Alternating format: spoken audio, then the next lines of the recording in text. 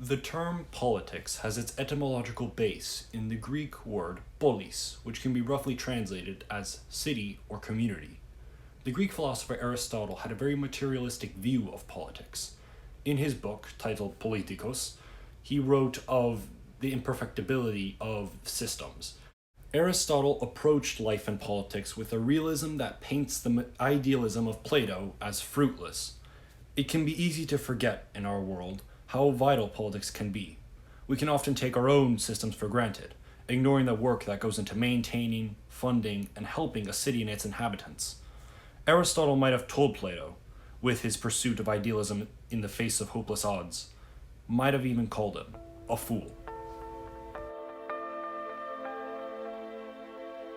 Durak is a 2014 Russian picture directed by Yuri Baikov, starring Artyom Bistrov as plumber Dmitry Nikitin, who goes against Natalia Surkova as Nina Galagonova, the mayor, and Boris Nevzorov, who plays the head of housing, Fedotov. Owing to the meticulous construction of this film's plot, I will not be embellishing any of its details here. The film is brutal and captivating in a way that is not often seen in Western film, and as a result, I would highly recommend it, especially to those who are interested in corruption, politics, and the differences between realism and idealism. Going forwards, you should have already seen the film, and thusly felt the emotional gut punch that this song carries, or you should pause the video and go watch it yourself, as an extrapolation of its techniques and its substance will follow.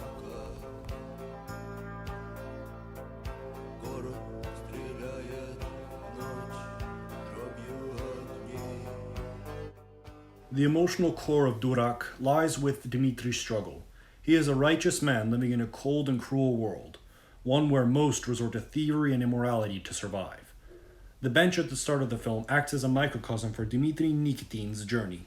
It is continually brought down and broken by uncaring external forces, yet Dmitry and his father continually repair it, while they optimistically hope that the kids destroying it someday will be brought to justice. The idealism that they share is constantly mocked and berated. Even Dmitry's own mother scolds him for studying and demands he take out a loan, complaining that their righteousness is misplaced in the situation that they find themselves in. Differing from his father, Dmitry has a life ahead of him and seeks to better his situation through schooling and hard work. Yet his vision crumbles as he learns of the dire situation that risks 800 people, and despite the lack of initiative and even some pushback shown by those around him, he seeks to save them and confronts the problem directly head-on, embroiling him in the den of corruption that is the local bureau. The manner in which the government is presented in Durak acts as a dissonance. The rave-esque party being thrown holds a facade of joy, but it thinly conceals a disgusting web of manipulation and hatred. This is summarized in the scene where the mayor, Nina Galaganova, is dancing carefree and accepting accolades for bettering the town, despite how terrible the conditions are. Of note is Bogachev, the one accolading her. He is essentially the opposite of Dmitry. He is one who takes, who confronts, who steals, and who has no remorse for those who he lets die. He is in the background always, acting as a manipulator from the shadows, one who forces Galaganova to confront her own side, and who eventually, we learn, is one of the investors of Galaganova's last resource. Bogachev summarizes his ideology of realism with 2 lines to Galaganova. The first is when he tells her that if everyone had the resources distributed evenly, they would all be poor. And the second is when Galaganova prays for God's forgiveness, and Bogachev coldly responds with, "God put us into this situation." Bogachev represents the radical version of realism that can be seen throughout many characters in the film. One of these characters is Fedotov, the head of housing. Fedotov changes throughout the film. He goes from being a disillusioned man who sees people as nothing more than those to be killed, to a man who is willing to sacrifice himself just to have Dmitry be able to run away. It is implied that Fedotov had a relationship with the woman in the tenant building. He averts her gaze and seems almost embarrassed to be around her. It is implied that she got her position in the building by bribing him, perhaps, and he feels remorse or guilt. And when confronting it head-on with these horrors that he has created, he begins to break down, literally breaking down at the top of the building when the bottle tilts off and he is afraid. However, Fedotov brings some valid points against Dmitry's naive righteousness. His decrial of people as cruel and evil eventually ends up being true, as we see Dmitri beat up and eventually killed by the mob that he was trying to save. Fedotov, in his white hair, also holds the portent of death. Sayapin eventually ends up having to blame and kill him. Here, Bogachev's sentiment of survival is what takes over, and the group willingly abandon their own friend just so that they can get out scot-free. This is essentially the web that has become so deep. And as we see the white stark snow, the cold white that represents death throughout the film, we see that Dmitri is about to be dragged down too, that he, along with these two corrupt people, will be taken down as a martyr. However, Fedotov at the last moment finally shows his change and allows Dmitri to go. And when Dmitri, in his ever-increased empathy, attempts to look back and save him, Fedotov chastises him, telling him to back off and to leave now. To which Dmitri does. He gets in his car and he begins to drive off, abandoning his mother and father and driving with his wife Masha. Masha is a lesser developed but very interesting character in this film. She essentially develops into Dmitri's mother over the course of events, and we see that she confronts him over the fact that the building is not being evacuated and that he has essentially cursed them for trying to help other people.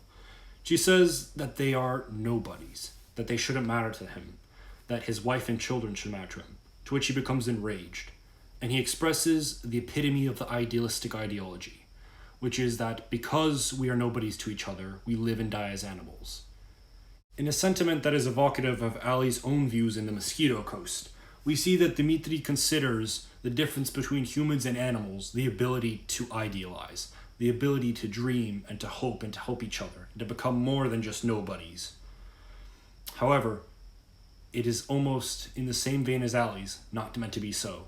As Dmitri rushes back, an angel, the speeding train of death awaits him, and the cold white snow, the symbol of death, is apparent with him. He attempts to save the residents of the building, crying in a almost confused daze to get them out of there. However, we see that many of them won't, and that many of them are lenient to, who have not changed. And at the very top of it, he is confronted with his own mind, the white death surrounding him. He is moments from the brink of extinction, and he looks about at the barren land, one devoid of resources and people, almost beautiful in its stillness and tranquility. And it cuts back to the crowd, waiting a mob, a mass of people who are inhabiting this land, who cannot fit in it. The abuser character that hates Dmitri so much is a character who has not changed at all throughout the film. Even after being burned and being told to take medication, he still drinks the alcohol, which reduces it, turning him into a red, almost contorted mess of a human being, almost demonic-like, which perfectly complements him killing the angel Dmitri. The term angel, as applied to Dmitri, essentially relates to the idea of a messenger of God, because throughout the film, God and religion is characterized as ideal, an abstraction that allows people to serve a higher power, to aim for a higher goal than what is just the world around them. Something that Dmitri embodies flawlessly, all the way up until his death as a martyr. Yet even in the most devastating scene, where Dmitri totally loses at the hands of death, we see he is not alone.